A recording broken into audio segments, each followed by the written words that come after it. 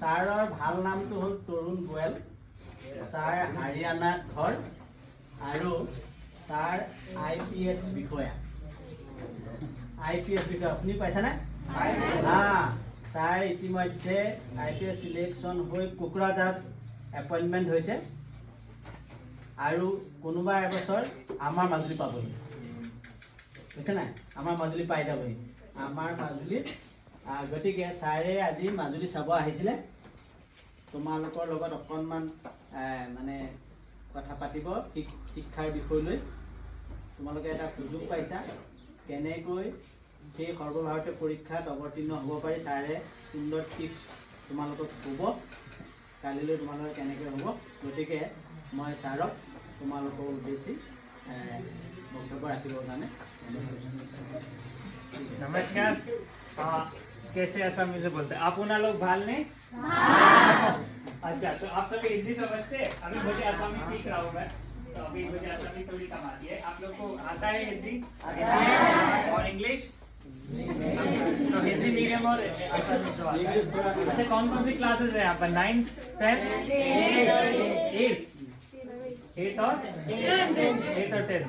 Okay, सो जैसा sir ने अभी बताया कि मैं इंडियन पुलिस सर्विस से हूँ, तो अभी मैं माजुली आया था, तो आप लोग देखे तो मैं मिलने चला आया। तो आज हम लोग क्या किसी भी मैटर में बात कर सकते हैं, नहीं पुलिस से कोई भी मैटर हो या फिर आपको कुछ भी पूछना हो, तो पहले आप लोग पूछिए और मैं बात शुरू करना चाहूँगा। आप कुछ भी पूछ सकते हैं, लाइक आपको सुनने आया था मैं, ठीक है? तो आप कुछ भी बोलिए, like what ever is in your mind, जो भी आप सोच रहे हैं, जो भी आपके दिमाग पे है, जो भी आप जानना चाहते हैं बाहर रह के किसी भी चीज़ के बारे में आप पूछ सकते हैं। तो आप बस खड़े हो जाइए और कुछ भी बोलिए या फिर बैठे बैठे बोलिए, जो भी करना है कुछ भी पूछिए। मतलब इंटरेक्शन बातचीत का है, मैं कोई टॉपिक लेके ऐसा लेक्चर वगैरह शुरू करने का मन नहीं है। आप लोग बोलिए तब हम बात करेंगे।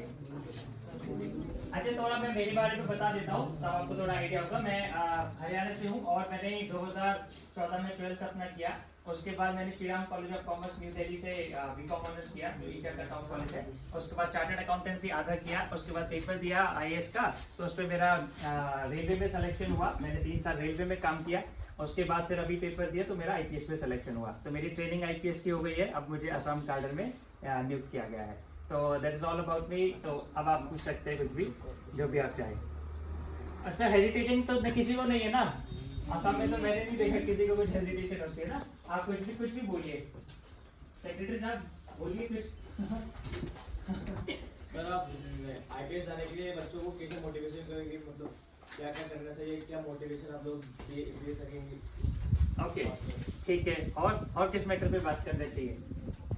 आप मुझे कुछ आइडियाज दीजिए, फिर उस पर बात करेंगे। सर, मैं स्टूडेंट तो होने के बाद मेरा एक सवाल है। Yes please. UPSC का कौन सा अटेम्प्ट में क्लियर हुआ? मेरा फर्स्ट अटेम्प्ट में क्लियर हुआ था, तब मुझे रेलवेज मिला था। ये वाला मेरा 4th अटेम्प्ट था। यस, 2 अटेम्प्ट और है मेरे पास, मैंने और पेपर नहीं दिया है। 6 अटेम्प्ट मिलते हैं। और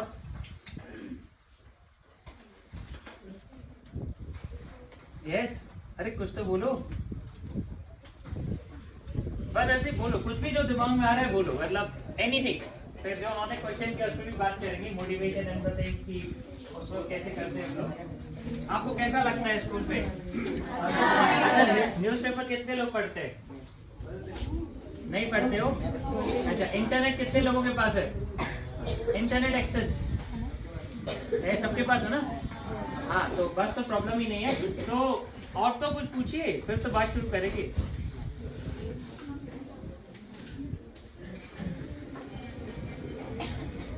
अरे बस बोलना होता है। हाँ, पहले तो देखो मैं मोटिवेशन का यहीं से शुरू कर देता हूँ कि पहली बात, बोलने में कभी भी हेजिटेशन नहीं करते, ठीक है?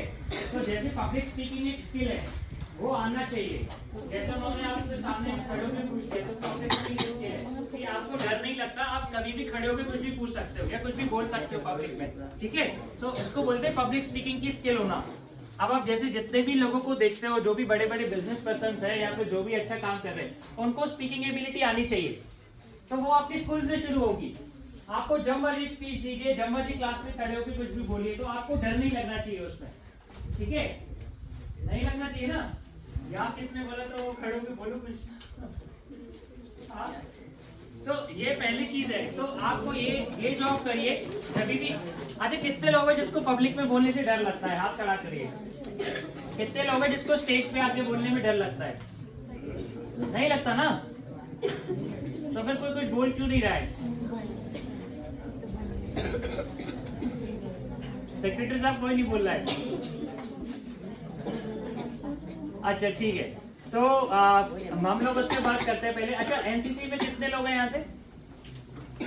ओके ठीक है, तो आप पुलिस और आर्मी के बारे में थोड़ा तो जानते ही हो, राइट? ओके, तो उसके बाद लेकिन हम मोटिवेशन जैसे पहले उन्होंने क्वेश्चन किया उस पर बात कर लेते हैं। सी सबसे पहले स्टूडेंट से जो मैंने बात करके समझ में आया मुझे, काफी स्टूडेंट से बात करके, एक तो ये प्रॉब्लम बताते कि फोकस कैसे लगाया जाए, राइट? ये प्रॉब्लम यहाँ पर भी है क्या? आप लोग को लगता है कि फोकस करने में कभी कभी प्रॉब्लम होती है कि हम पढ़ना चाहते हैं या फिर कुछ और काम करने का मन हो गया या मोबाइल फोन ऑन कर लिया, वो प्रॉब्लम यहाँ भी है क्या? है। तो अच्छा, तो एक फोकस का प्रॉब्लम डिस्कस करते हैं। तो देखो फोकस कैसे करते हैं। अब जैसे मान लीजिए आपने स्टडीज के लिए आप बैठे, पहले मैं आपको रिसर्च बताता हूँ जो साइंटिस्ट लोग बताते हैं। अभी जैसे मैं कल भी इसके बारे में पढ़ रहा था, और फिर जो विवेकानंद बताते हैं, विवेकानंद जी का नाम सुना है? ठीक है, तो सॉरी, उन्होंने जो बोला उसके बारे में भी बात करते हैं। तो अब जैसे होता क्या है कि अगर आपको फोकस करना है तो दो बातें हैं। अब जैसे मान लीजिए आपको बुक पढ़नी है, तो बुक पढ़ने के दो तरीके हैं। अगर मान लीजिए कि कोई बुक है किसी के पास, कोई भी एक बुक दीजिए मुझे। तो जैसे मान लीजिए कि अगर मिल गया, तो अब मान लीजिए कि मैंने एक बुक निकाली, ठीक है? तो एक तरीका तो ये है कि मैं बुक निकाल लूं और बुक निकाल के इसको ऐसे पढूं और ऐसे मैं सर हिला हिला के पढ़ रहा हूँ, ठीक है? ठीक है, तो एक तो पहली बात ये होगी कि किसी भी चीज जो आपका दिमाग है वो साउंड को फोकस करता है। तो जब आप पहली बात, इसलिए आपको देखा होगा बचपन में आप बोल बोल के पढ़ते थे, ठीक है? तो जितना आप साउंड का इफेक्ट देते हो, जितना बोलते हो, आपका दिमाग फोकस करने में पहला आसानी हो जाती है। तो जैसे आपका दिमाग बहुत जगह घूम रहा होगा तो थोड़ा उसको आपके काम में लाने में मदद मिलती है थोड़ा बोलने से, पर उससे हम बहुत ज्यादा स्पीड में रीड नहीं कर सकते टू मच टाइम तक। तो जैसे मान लीजिए, जैसे हम लोगों को अगर मान लीजिए सिविल सर्विस की तैयारी करनी है, कुछ भी आपको रीडिंग करना है, तो बहुत ज्यादा लंबे टाइम तक कैसे रीड करोगे और फास्ट, जैसे ही बुक पढ़ रहा हूँ। तो अभी जो साइंटिस्ट ने रिसर्च की है, उस रिसर्च से हमें पता चलता है कि फोकस फॉलोज द विजन, मतलब जो चीज को आप एक लंबे टाइम तक देख सकते हो उस पर दिमाग आपका ऑटोमेटिकली फोकस हो जाता है। तो अब मान लीजिए कि रिसर्च ये बोलेगी, चौक है हमारे पास, हाँ दे दीजिए, थैंक यू। तो अब जैसे मान लीजिए कि साइंटिस्ट की टेक्निक बताते हैं। अब जैसे मान लीजिए कि आप, ये सर्कल है, इसके अंदर अगर ये डॉट है, तो अगर आप इस डॉट पे अपनी आईज को लेट से 60 सेकंड तक भी फोकस कर सकते हो, इसका मतलब आपका किसी भी चीज पे फोकस हो सकता है। इसको मेडिटेशन में भी हम प्रैक्टिस करते हैं, जो ध्यान होता है। मेडिटेशन का नाम सुना है? ध्यान लगाने का नाम सुना है? उसको मेडिटेशन बोलते हैं। तो आम भाषा में, वैसे मेडिटेशन बहुत बड़ा कॉन्सेप्ट है, उस पर बात करेंगे। उसको स्वामी विवेकानंद ने बात की। तो मान लीजिए कि अगर मुझे बुक पढ़नी है प्रैक्टिकली, तो मैं ऐसे नहीं पढ़ूंगा। अगर मुझे बहुत फास्ट पढ़नी है, उसमें एनर्जी खराब होगी। मैं मेरा दिमाग शांत करूंगा, आंखों से उसको बस देखूंगा, ठीक है? और फिर जो है मेरी बस आईज मूव कर रही है अंदर, और बस मैं पढ़ते जा रहा हूँ, ठीक है? तो इसको बोलते हैं शांति से पढ़ना। तो आपका दिमाग जितना अंदर से शांत है, आप उतना ज्यादा कॉन्सेंट्रेट कर पाते हो। अब मान लीजिए कि आप, प्रॉब्लम ये कि आपका दिमाग बहुत ज्यादा जगह चला गया, आपको फोन करने का मन हो गया, या फिर आपने कुछ, आपको लगा कि नहीं बस पढ़ना नहीं है, कुछ और चीज करनी है। तो उसकी एक टेक्निक होती है कि आप जो है अपने दिमाग को वापस लाइए बार बार खींच के। इसके बारे में क्या होता है, जैसे मान लीजिए कभी भी दिमाग पे गुस्सा नहीं करना होता है। तो जैसे आप अगर फ्रस्ट्रेट हो जाए कि अरे मेरा फोकस ही नहीं लगता, तो आपका फोकस नहीं लगेगा। कभी भी खुद को लेवल नहीं देना होता हमें कि मैं ऐसा हूँ, ठीक है? ठीक है, कभी भी हमको ये लेवल नहीं देना होता कि मैं ऐसा हूँ। हमको हमेशा ही बोलना होता है कि अच्छा मैं एक काम में अच्छा हूँ क्योंकि मैंने इस काम को टाइम दिया, ठीक है? जैसे आपने देखा होगा, दो तरीके से आप स्टूडेंट को फीडबैक दे सकते हो। इसमें अमेरिका में बहुत ज्यादा रिसर्च हुई। एक जैसा हो सकता है कि सपोज जैसे आप हमेशा फर्स्ट आती है, तो अगर मैं, आपका नाम क्या है? सोहिलिका, सोहिलिका, ठीक बोला मैं? सोहिलिका, ओके। तो अगर मान लीजिए कि सोहिलिका फर्स्ट आती है, तो मैं उनको बोलूं कि वो बहुत टैलेंटेड है, ठीक है? मैं बार बार ये बोलूं कि वो बहुत ज्यादा टैलेंटेड है, वो बहुत ज्यादा इंटेलिजेंट है, तो उससे एक प्रॉब्लम होगी। जबकि दूसरा मैं इस तरीके से बोल सकता हूँ कि उन्होंने इतनी मेहनत की और वो इतना अच्छे से काम करती हैं कि वो फर्स्ट आती हैं। दोनों का अंतर समझो। एक में क्या होगा, एक आप अपनी आइडेंटिटी, आप खुद को जोड़ देते हो उस चीज से कि मैं ऐसा हूँ। जैसे अगर मैंने बोल दिया, जैसे सपोज मेरे जैसे स्टूडेंट के बारे में कोई टीचर ही फीडबैक दे कि वो बहुत इंटेलिजेंट स्टूडेंट है और बहुत घटिया स्पोर्ट्स में है, ठीक है?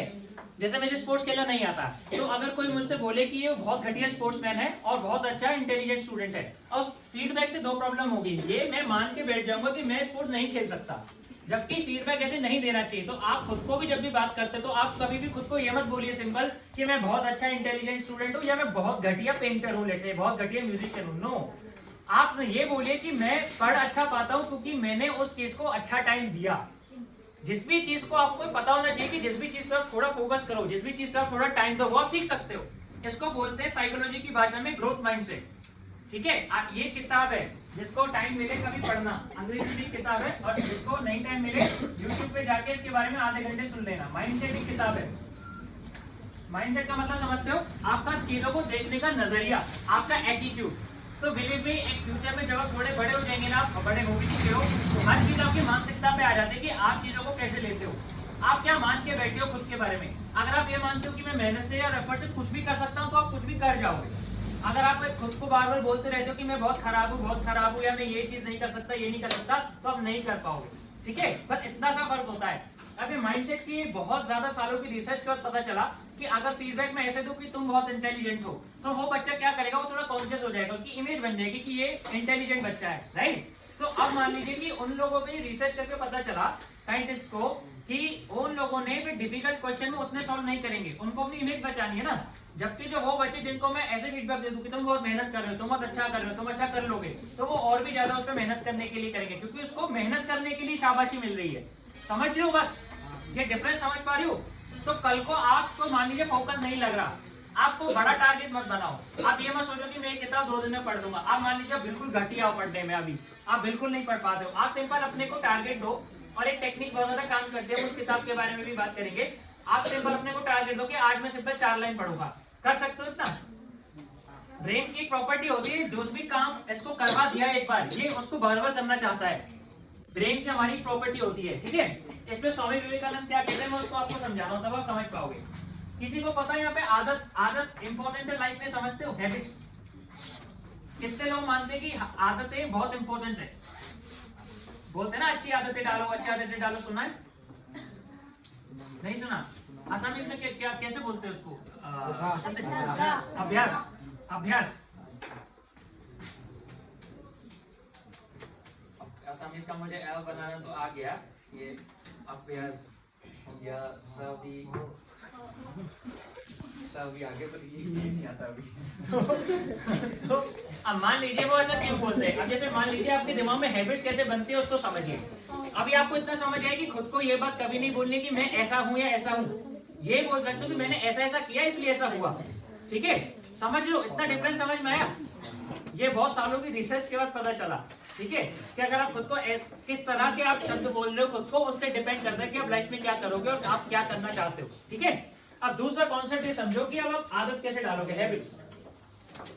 अच्छा शब्द है आपके यहाँ अभ्यास, इसी से सब कुछ साबित हो जाता है। अब जैसे विवेकानंद जी ने झील का एग्जाम्पल दिया था।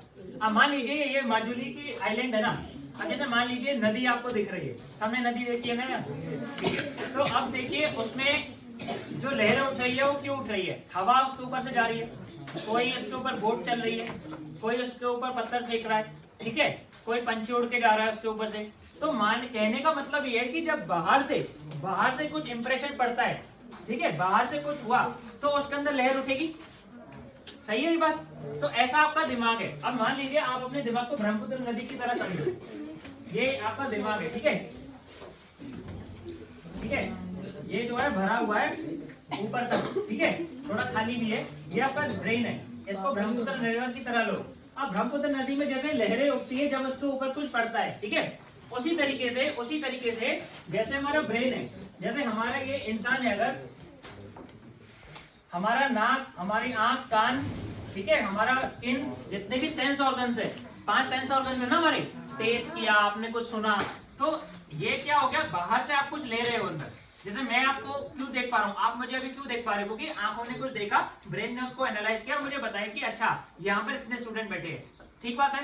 तो अगर मान लीजिए कि जो भी मेरे दिमाग में फिलहाल चल रहा है वो क्या चल रहा है, तो या तो मैं देख रहा हूँ, या मैं सुन रहा हूँ, या मैं बोल रहा हूँ, या मेरी स्किन फील कर रही है, ठीक है, और जो 5th ऑर्गन रह गया, क्या रह गया, कान, जो आप सुन रहे हो, ठीक है। तो ये 5 चीजें हो रही है। तो अगर मान लीजिए मेरे दिमाग में फिलहाल जो चल रहा है, जो थॉट अराइज हो रहा है, जो विचार अराइज हो रहा है, और जो आपके दिमाग में फिलहाल जो विचार अराइज हो रहा है, ये क्यों हो रहा है, क्योंकि बाहर से आपने कुछ लिया, यही बात। तो इसको बोलते हैं संस्कार हिंदी में, या इंग्लिश में इसको बोलते हैं इंप्रेशंस, कि आपके ऊपर किस तरह के इंप्रेशंस पड़े। अब मान लीजिए कि एक लहर उठ के चली गई, ब्रह्मपुत्र में किसी ने कंकड़ फेंका, लहर उठ के चली गई, लहर शांत हो गई, पर कंकड़ कहाँ गया, वो कहीं जाता है क्या? नहीं, वो तो अंदर चला गया ना। यहाँ पे सिंपल छोटी मिट्टी का ये भी डाल दो, चौक का पाउडर भी ऐसे डाल दो तो पानी पे फर्क पड़ेगा ना।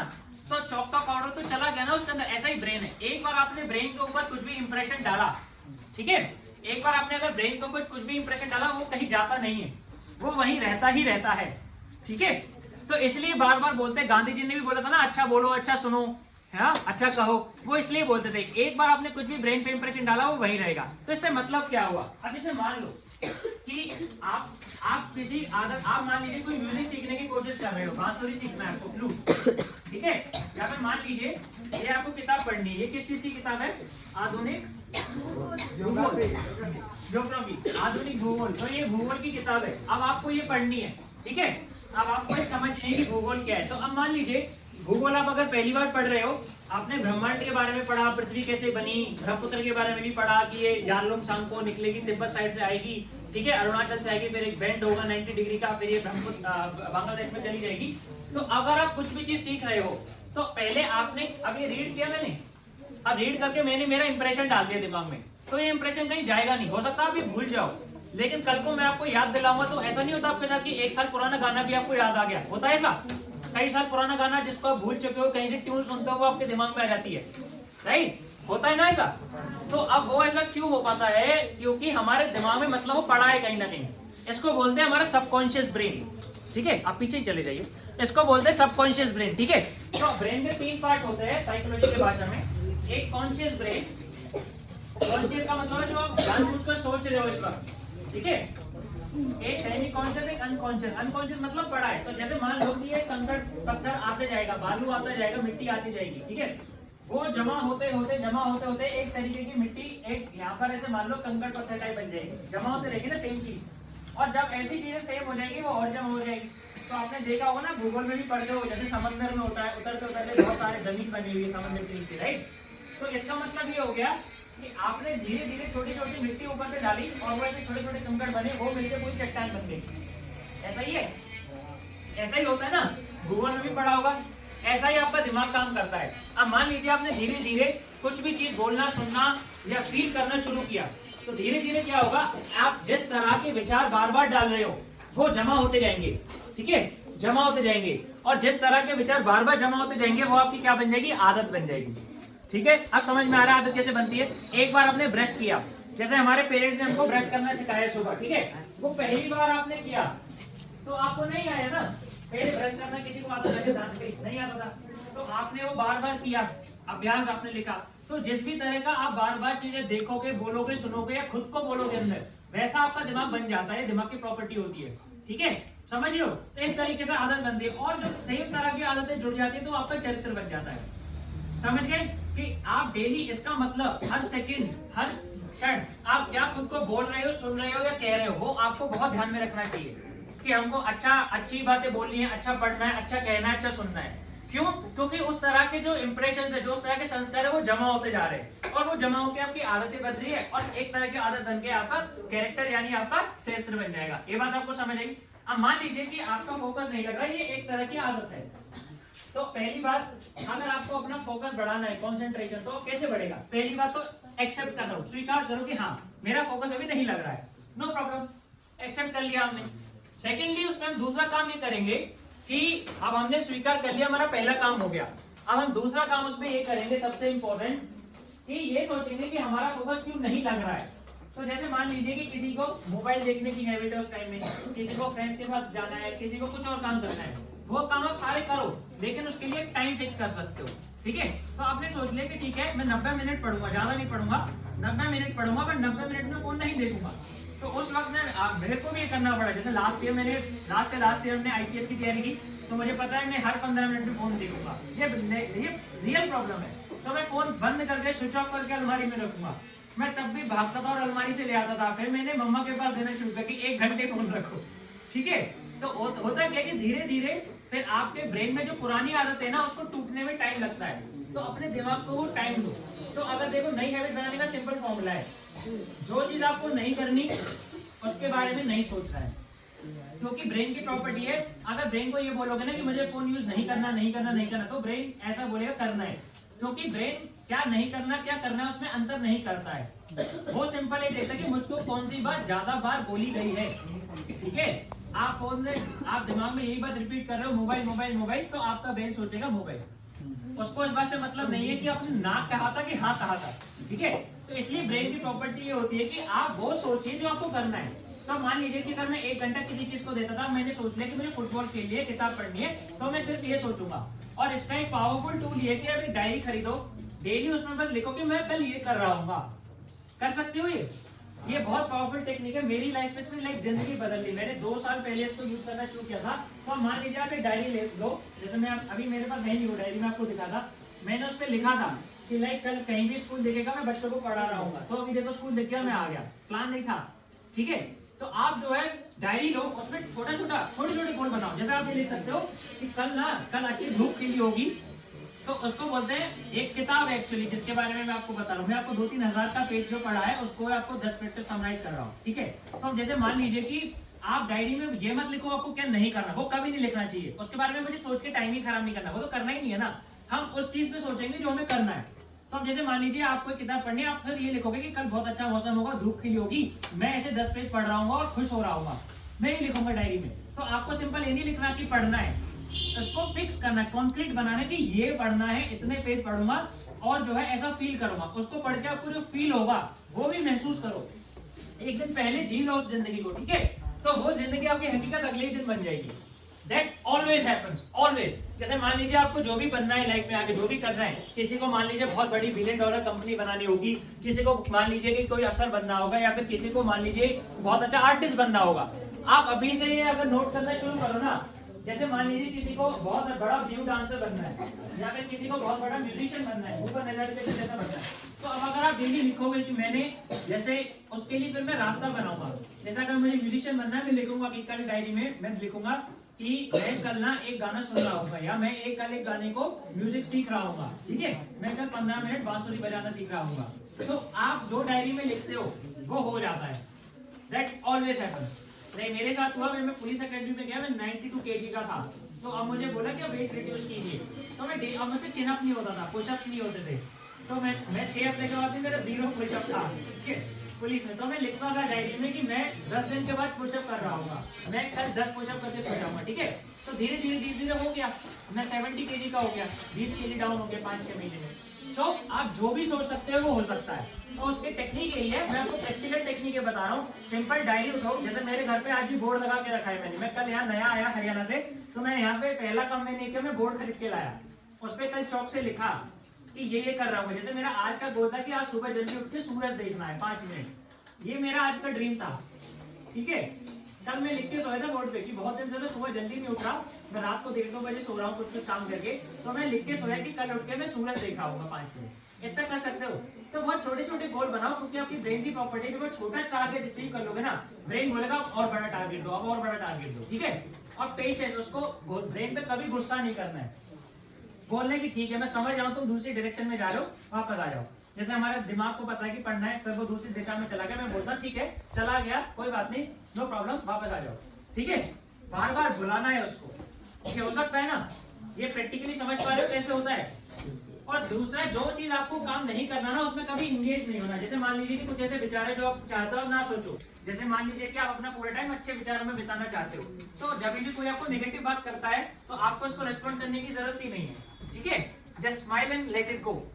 ठीक है, तो ये होता है कॉन्सेंट्रेशन का तरीका। इसमें स्वामी विवेकानंद ने इसको झील की एनालॉजी से समझाया था, उन्हीं का एग्जाम्पल है। उनकी किताब कभी आपको हाथ में लगी ना, ही पढ़ लेना, यूट्यूब पे आपको फ्री में मिल जाएगी, और ऑनलाइन भी इनकी किताबें कर्मयोग, जो स्वामी विवेकानंद ने लिखी थी, 90 से 100 पेज की किताब है, बहुत छोटी किताब है। ये बुक सारे स्टूडेंट को पढ़नी चाहिए। कर्मयोग है, और एक उनकी अच्छी किताब है वो ज्ञान योग, कर्मयोग, भक्ति, राजयोग भी पढ़ना चाहिए। ये 2 किताब स्वामी विवेकानंद की है।